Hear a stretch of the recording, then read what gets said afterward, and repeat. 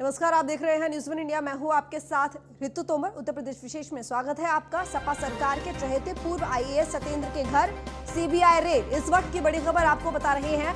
सपा सरकार के चहेते पूर्व आईएएस सतेंद्र के घर पर सीबीआई रेड। डीएम कौशाम्बी रहने के दौरान सतेंद्र पर अकूत संपत्ति जमा करने का आरोप। तो लखनऊ के डीएम और एलडीए के वीसी रह चुके हैं सतेंद्र सिंह और उनके सहयोगियों के 9 ठिकानों पर छापेमारी की गई। सतेंद्र सिंह के घर से 44 अचल संपत्ति के दस्तावेज बरामद किए गए हैं। तो 100 करोड़ से अधिक की संपत्तियां और बैंक खाते सीबीआई के हाथ लगे हैं। सीबीआई ने सतेंद्र सिंह समेत 10 लोगों के खिलाफ एफआईआर दर्ज की है। तो इस वक्त की बड़ी खबर आपको बता रहे हैं, लखनऊ के डीएम और एलडीए के वीसी रह चुके हैं सतेंद्र सिंह, जिनके घर पर सीबीआई ने रेड मारी है। तो सपा सरकार के चहेते और पूर्व आईएएस सतेंद्र के घर पर सीबीआई की रेड। डीएम कौशाम्बी रहने के दौरान सतेंद्र पर अकूत संपत्ति जमा करने का आरोप लगा था। लखनऊ के डीएम और एलडीए के वीसी रह चुके हैं सतेंद्र सिंह।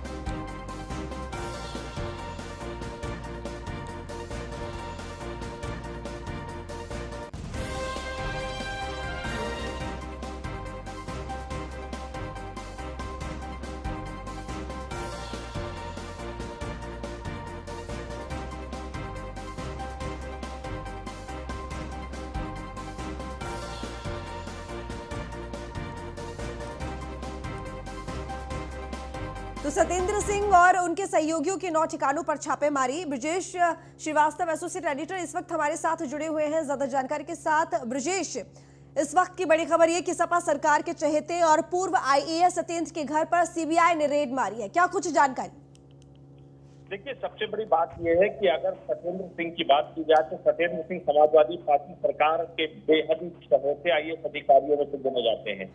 और जिस वक्त वो कौशाम्बी में डीएम थे, उस वक्त उनके ऊपर मनन से और उसके साथ ही भ्रष्टाचार के जरिए कमाई हुई जो है संपत्ति से अकूत दौलत इकट्ठा करने का आरोप भी लगा।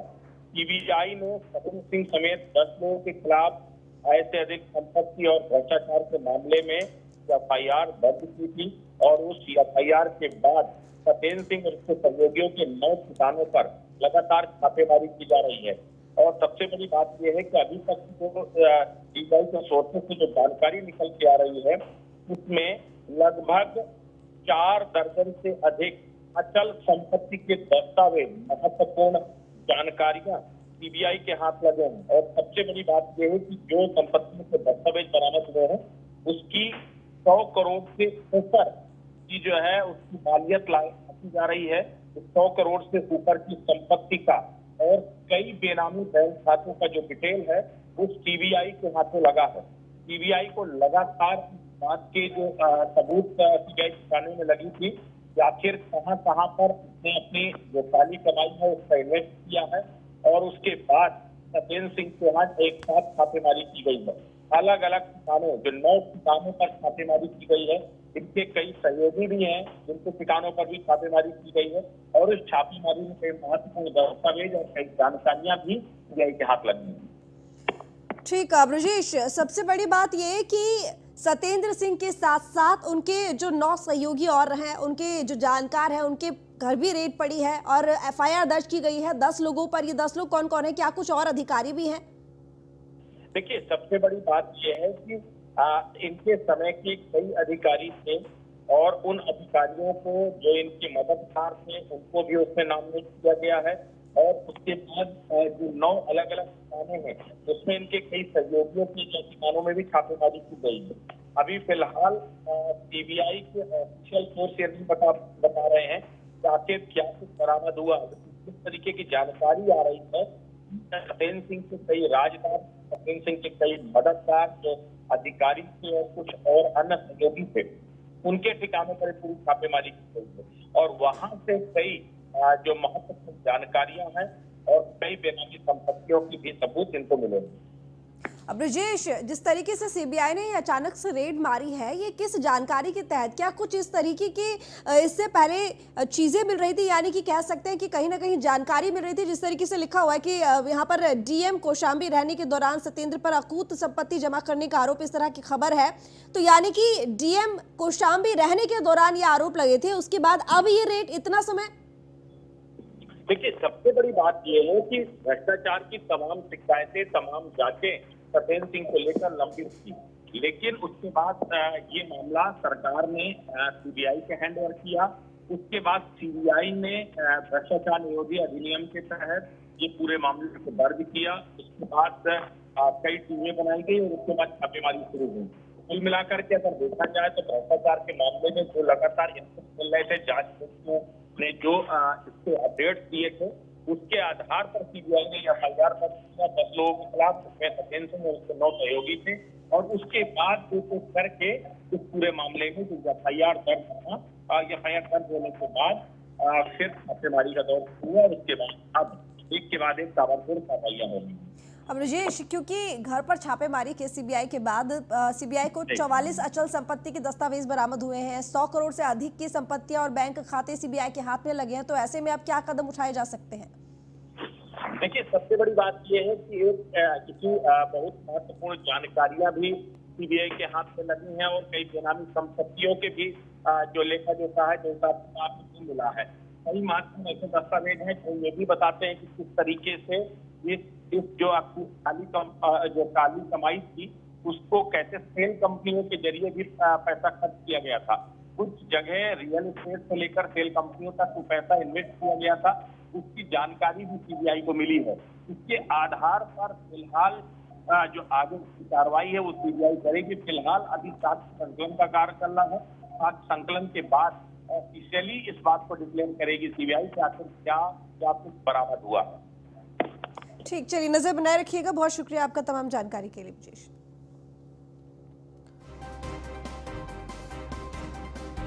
तो सीबीआई ने सत्येंद्र सिंह समेत 10 लोगों के खिलाफ एफआईआर दर्ज की है। तो आपको बता दें कि सत्येंद्र सिंह समेत 9 और सहयोगी जिनके घर ये छापेमारी की गई है और 10 लोगों पर एफआईआर दर्ज की गई है। तो खनन घोटाले के भी आरोपी हैं सत्येंद्र।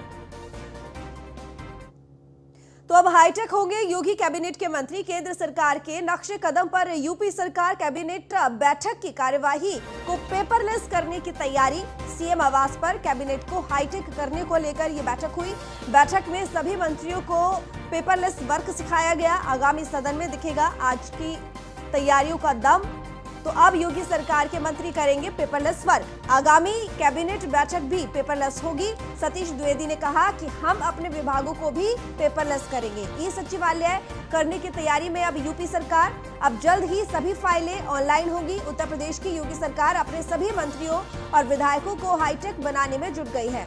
केंद्र की मोदी सरकार ने पहली बार सोमवार को पेपरलेस बजट पेश किया है और अब इसी नक्शे कदम पर यूपी सरकार अपनी कैबिनेट बैठक की कार्यवाही को पेपरलेस करने की तैयारी में है, जिसको लेकर आज प्रशिक्षण दिया गया तमाम मंत्रियों को।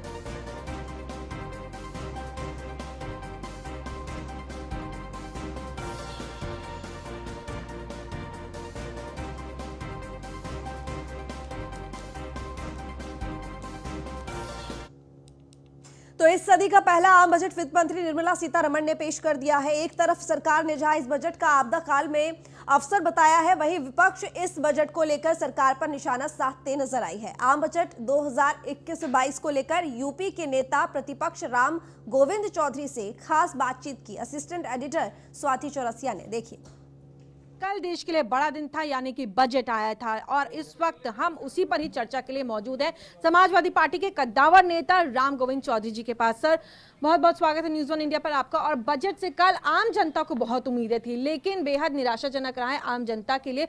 जो मिडिल मैन है, यानी कि जो मिडिल क्लास का आदमी है, उसको काफी निराशा हुई है। साथ ही साथ व्यापारी वर्ग भी खासा खुश नजर नहीं आया।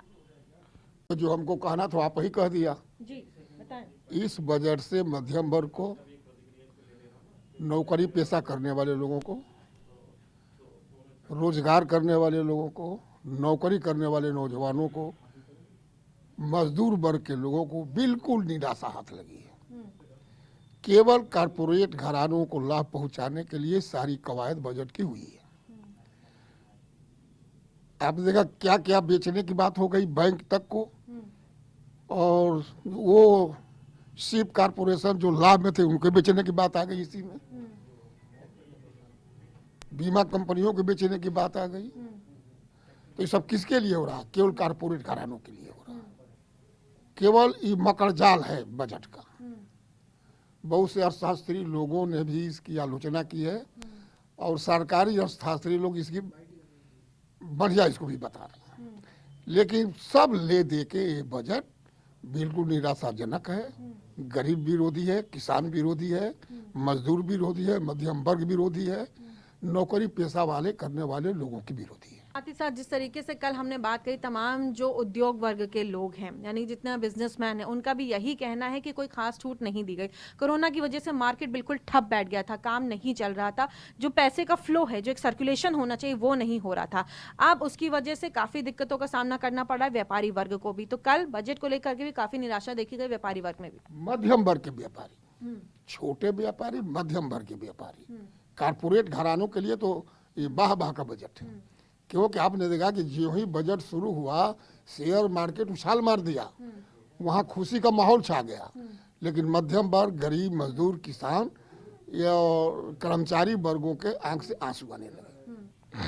तो हमारे साथ समाजवादी पार्टी के वरिष्ठ नेता मौजूद थे। कैमरा पर्सन अतुल के साथ स्वाति चौरसिया, लखनऊ। तो लखनऊ से खबर, जहां पर राजधानी में बिना लाइसेंस खाद्य सामग्री बेचने पर कार्रवाई होगी। बिना लाइसेंस सामान बेचने पर 6 माह की जेल या 5 लाख का जुर्माना लगेगा। डीएम ने ऐसे लोगों को चिन्हित करने के आदेश जारी किए हैं। पंजीकरण के लिए बाजारों में कैंप FSDA लगाई जाएगी और इसके साथ ही तत्काल आवेदन करवाकर मौके पर ही लाइसेंस बनाए जाएंगे। तो लखनऊ से खबर, जहां पर राजधानी में बिना लाइसेंस खाद्य सामग्री बेचने पर अब कार्रवाई होगी। तो बिना लाइसेंस सामान बेचने पर 6 माह की जेल या फिर 5 लाख का जुर्माना लगेगा। तो 6 माह की जेल या 5 लाख का जुर्माना अगर बिना लाइसेंस के खाद्य सामग्री बेची तो इस पर कार्रवाई होगी। 6 माह की जेल या फिर 5 लाख का जुर्माना। तो डीएम ने ऐसे लोगों को चिन्हित करने के लिए आदेश जारी कर दिए हैं। पंजीकरण के लिए बाजारों में कैंप लगाई गई FSDA के लिए, और साथ ही बता दें आपको कि तत्काल आवेदन करवाकर मौके पर लाइसेंस बनवाए जाएंगे। तो अब अगर लाइसेंस नहीं है और खाद्य सामग्री बेचने की सोच रहे हैं या कोशिश करेंगे तो ध्यान रखिएगा कि अब कार्रवाई हो सकती है। 6 माह की जेल या फिर 5 लाख का जुर्माना लगेगा। तो डीएम ने ऐसे लोगों को चिन्हित करने के आदेश दे दिए हैं।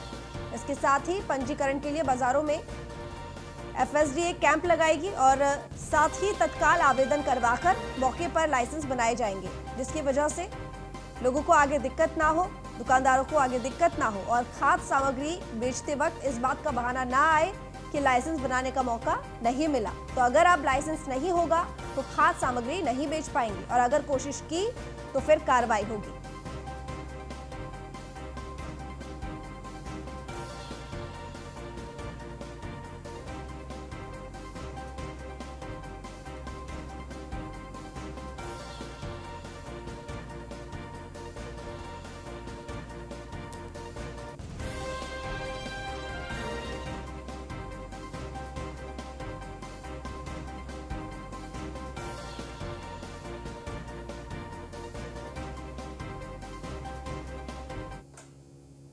किसान आंदोलन को लेकर बोले राकेश टिकैत, आंदोलन अक्टूबर से पहले समाप्त नहीं होगा। राकेश टिकैत ने कहा यह आंदोलन जल्द समाप्त नहीं होगा। हमारा नारा है कानून वापसी, नहीं तो घर वापसी नहीं। तो आंदोलन में विपक्ष के समर्थन पर भी राकेश टिकैत ने कहा कि अगर विपक्ष समर्थन करने के लिए आ रहा है तो कोई समस्या नहीं है, लेकिन इसका राजनीतिकरण नहीं किया जाना चाहिए और साथ ही अगर नेता आते हैं तो हम कुछ नहीं कर सकते। ट्रैफिक को किसानों की तरफ से अवरुद्ध नहीं किया गया है, पुलिस बैरिकेडिंग के कारण ट्रैफिक बाधित हो रहा है। वहीं गाजीपुर बॉर्डर पर राकेश टिकैत ने जमीन पर बैठकर खाना खाया।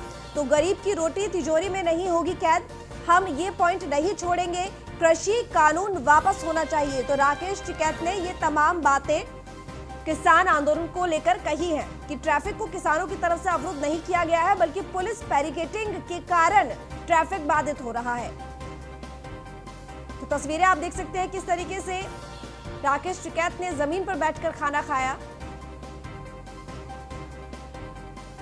तो राकेश टिकैत ने तमाम बातें कहा आंदोलन अक्टूबर से पहले समाप्त नहीं होगा, यह आंदोलन जल्द समाप्त नहीं होगा और साथ ही हमारा नारा है कानून वापसी नहीं तो घर वापसी नहीं। आंदोलन में विपक्ष के समर्थन पर भी राकेश टिकैत ने कहा कि अगर विपक्ष समर्थन करने के लिए आ रहा है तो कोई समस्या नहीं है, लेकिन इसका राजनीतिकीकरण नहीं किया जाना चाहिए। अगर नेता आते हैं तो हम कुछ नहीं कर सकते।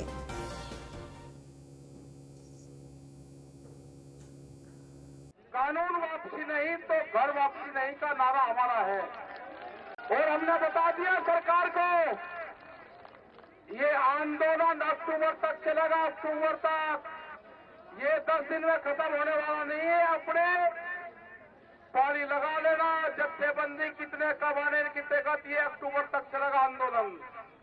अक्टूबर से कम पे खत्म नहीं होना। बातचीत भी चलती रहेगी, ये तारबंदी भी होगी। ये जो तारबंदी हुई ना, इसको ऊपर वाला करवाता है। इस तारबंदी के अंदर अनाज बंद होगा, इस तारबंदी के अंदर गरीब की रोटी बंद होगी। ये पता चल गया, कोई इसको लांग कर नहीं जा सकता। जब रोटी और अनाज की घेराबंदी तारबंदी होगी, किले गाड़ी जाएगी तो गरीब आदमी अनाज के लिए तड़पेगा। ये आंदोलन तो गरीब का है, ये आंदोलन रोटी कैद ना हो, ये आंदोलन उसका है। ये किलेबंदी करी जा रही है, राजा के द्वारा किलेबंदी है। ये अनाज को इकट्ठा करने की किलाबंदी है। आपके सामने आ गया। ये आंदोलन अक्टूबर और नवंबर तक चलेगा। तैयारी हमें अक्टूबर और नवंबर तक ही करनी है। ये आंदोलन अभी नहीं खत्म होने का। तो संपूर्ण समाधान दिवस बना समस्या दिवस। समाधान दिवस में नहीं हो पा रहा समस्याओं का निस्तारण। तहसील दिवस में समस्याओं का निस्तारण न होने से महिलाएं रोई। तो पैमाइश न होने से परेशान एक महिला फफक फफक कर रोने लगी। डीएम लखनऊ के सामने भावुक होकर महिला रोने लगी, जिसके बाद डीएम ने पैमाइश का आदेश दिया। तो अधिकारियों के चक्कर काटने के बाद भी निस्तारण नहीं हुआ समस्या का। समाधान दिवस को अधिकारी पलीता लगाते हुए साफ दिखाई दे रहे हैं। तो जिस तरीके से समाधान दिवस को लेकर कहा जा रहा था कि जनता की समस्याओं का निदान किया जाएगा, ऐसे में समाधान दिवस में समस्याओं का निस्तारण नहीं हो रहा। तहसील दिवस में समस्याओं का निस्तारण न होने पर एक महिला रो पड़ी। पैमाइश न होने से परेशान महिला फफक फफक कर डीएम के सामने ही रोई। डीएम लखनऊ के सामने भावुक होकर महिला रोने लगी। डिनोटिफाई भी किया गया है। इसी के साथ साथ जनपद में जो हमारे एलसी के बड़े अस्पताल हैं, जिसमें केजीएमयू, पीजीआई, लोहिया अस्पताल हैं, ये कोविड अस्पताल के रूप में चलेंगे। कुछ एक हमारे प्राइवेट हॉस्पिटल्स भी जो कोविड हॉस्पिटल नोटिफाइड हैं, L2 L3 फैसिलिटीज है, उसमें कुछ चलेंगे। बाकी अस्पतालों को नॉर्मल फंक्शनिंग के लिए डिनोटिफाई भी किया गया है। लेकिन इसमें एक ये भी चीज़ है कि अगर आवश्यकता पड़ेगी तो 5 दिनों के अंदर पुनः नोटिफिकेशन किया जाएगा। लेकिन कोविड का संक्रमण दर जरूर सभी के सामूहिक प्रयास से कम हुआ, 1% से कम हमारी पॉजिटिविटी है। लेकिन मैं आपके माध्यम से सभी लोगों से यही अपील करूंगा कि 100% वैक्सीनेशन ना होने तक 100% हम अपने मास्क और सोशल डिस्टेंसिंग, कोविड-19 के बचाव का डीलर वाला तो सारा घूस खा लेते। जब जैसे सारा कुत्ता खत्म हो गया देने में गया जा। तो नीलेश चौहान संवाददाता जुड़े हुए हैं। नीलेश, संपूर्ण समाधान दिवस समस्या दिवस बनता हुआ नजर आ रहा है। डीएम के सामने ही महिला फफक फफक कर रोने लगी, क्या वजह थी, क्या पूरा मामला था? देखिए नीतू, बिल्कुल आपको बता दूं कि उत्तर प्रदेश के मुख्यमंत्री योगी आदित्यनाथ के सख्त आदेश के बाद उत्तर प्रदेश के समस्त जनपदों में समाधान दिवस का आयोजन जिला मुख्यालयों पर किया गया। लखनऊ की अगर हम बात करें तो डीएम कार्यालय पर जो है समाधान दिवस का जो शुभारंभ किया गया। डीएम तमाम समस्याओं को सुन रहे थे। उसी दौरान एक वाकया सामने आया जहां पर एक महिला डीएम कार्यालय पर जो जमीनी विवाद था उसको सुलझाने के लिए पहुंची थी, जिसके बाद जब उसकी पैमाइश नहीं हो रही थी उसको लेकर महिला इतना हताश और निराश हो गई जिसके कारण वो फपक फपक कर डीएम के सामने ही रोने लगी। महिला का आरोप था कि वो लगातार अधिकारियों के दरवाजे पीट रही है लेकिन उनकी सुनवाई करने वाला कोई नहीं है।